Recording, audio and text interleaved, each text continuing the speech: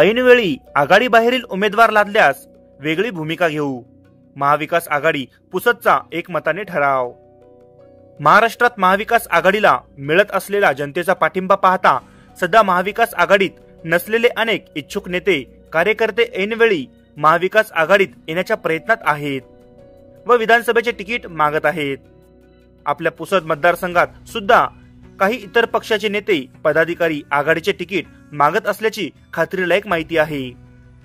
सध्या महाविकास आघाडीतील काँग्रेस, राष्ट्रवादी काँग्रेस पक्ष, शरद पवार व शिवसेना उभाटा या घटक पक्षातील ज्या पक्षाला सीट सुटेल त्या पक्षाने सध्या कार्यरत असलेल्या कार्यकर्त्यांपैकी कोणालाही उमेदवारी मिळो त्याच्यासाठी सर्व ताकदीने काम करून पुसद मतदारसंघातील नायकांची हुकुमशाही संपवली पाहिजे असे मत डॉक्टर नदीम यांनी व्यक्त केले।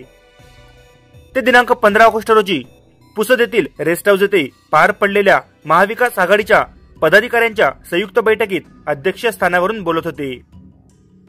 सदर सभेत ॲडव्होकेट आशिष देशमुख म्हणाले की मनोहरराव नाईक आमदार मंत्री झाले तेव्हापासून तालुक्यात एकही मोठा प्रकल्प आला नाही।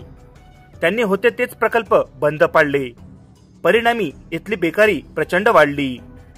आज त्यांचेच निष्क्रिय पुत्र इंद्रनील नाईक मंत्रिपदासाठी कुठलेही काम न करता विकासाकरिता महायुतीसोबत गेल्याचे भासून जनतेची दिशाभूल करीत आहे। तसेच महाविकास आघाडी बाहेरील कोणताही ऐनवेळी लादलेला उमेदवार आम्ही स्वीकारणार नाही। सेवानिवृत्त समाज कल्याण उपायुक्त तथा आदिवासी समाजाचे नेते राष्ट्रवादी शरद पवार पक्षाचे तालुकाध्यक्ष माधवराव वैद्य म्हणाले की 1952 पासून एक हाती सत्ता असतानाही धरण उशाला आणि कोरड घशाला अशी पिण्याच्या पाण्याबाबत परिस्थिती माळपटारावर आहे। अनेक गावाला जाणारे रस्ते जीवघेणे खड्डेमय झालेले दिसतात। विद्यमान आमदाराला पाहिजे तशी विकासाची विजन दिसत नाही।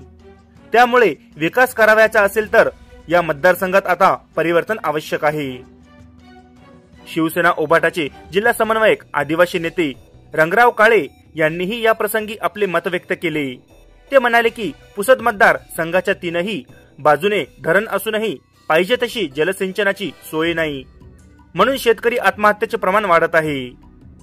मनोहरराव नाईक आणि त्यांच्या पुत्रांना विकासाची दृष्टी नसल्यामुळे त्यांचे सत्तास्थान आज कुमकुवत झालेले दिसत आहे। याचा फायदा जनतेच्या भल्यासाठी घ्यायचा असेल तर आघाडीच्या कोणत्याही पक्षाला सीट सुटो, सर्व ताकदीने लढून सत्ता परिवर्तन यावेळी घडवायचेच। त्यासाठी आपण सर्वांनी सज्ज असले पाहिजे। जिल्हा परिषद माजी सदस्य तथा राष्ट्रवादी शरद पवार पक्षाचे जिल्हा सरचिटणीस सुरेश धनवे यांनी नाईक घराण्याच्या विरोधात आतापर्यंत लढलेले माई मुखरे, शामराव तडसे, डॉक्टर गुलाबराव देशमुख, राजनभाऊ मुखरे, श्रीराम अंभोरे, आरतीताई फुपाटे, बाळासाहेब मोखरे, विजयराव पाटील चोंडीकर, वसंतराव पाटील कान्हेकर, प्रकाश देवसरकर, ॲडव्होकेट निलय नाईक या सर्वांच्या पराभवाचा पाडा वाचला। नाईकांना पराभूत करायचे असेल तर प्रतिष्ठा, स्वच्छ प्रतिमा, पैसा, सर्व समाज स्तरातून पाठिंबा असलेले अहोरात्र सामान्य माणसाला सहज उपलब्ध होणारा, विकासाचे मिशन सदैव डोक्यात घेऊन वागणारा अशा हाडाच्या कार्यकर्त्याला तिकीट मिळाले तरच नाईकांचा पराभव होऊ शकतो। त्यामुळे तशा कार्यकर्त्यासाठी प्रयत्न ज्या पक्षाला सीट सुटेल त्या पक्षाने तिकीट मिळवून देण्याचे केले तर निश्चित या मतदारसंघात सत्ता बदल होऊ शकते।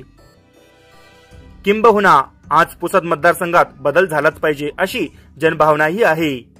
याचा फायदा घ्यायचा असेल तर लवकरात लवकर आघाडीचा उमेदवार निश्चित व्हायला पाहिजे असे मत धनवे सरांनी व्यक्त केले। शेवटी आघाडीतल्या घटक पक्षांनी समन्वयाने एक दिलाने काम करण्याचे सर्वानुमते ठरवून सभेची सांगता झाली। या सभेला काँग्रेस पक्षाचे नेते सय्यद इस्तियाक, अनिल शिंदे, जिया शेख, अब्दुल वहाब, जब्बार लाखे, सय्यद तहसीन, सोहेल चव्हाण, राष्ट्रवादी शरद पवार पक्षाचे साहेबराव ठेंगे, नानाभाऊ जळगावकर, साकीब शहा, अशोक बाबर, संजय पाटील कान्हेकर, सिद्दीक अहमद, धनंजय सक्तेपर, नवाज अली, शेषराव पाटील, देवीदास डाकोरे, उभाटाचे नेते मोहन विश्वकर्मा, विकास जामकर, विशाल जाधव, विजय बाबर, हरीश गुरुवानी, संजय भोने, रवी पांडे, युवा सेनेचे भाऊ साकला, श्रीमती मिश्रा, श्री गाजुद्दीन सेलू तसेच इतर पदाधिकारी आणि कार्यकर्ते उपस्थित होते।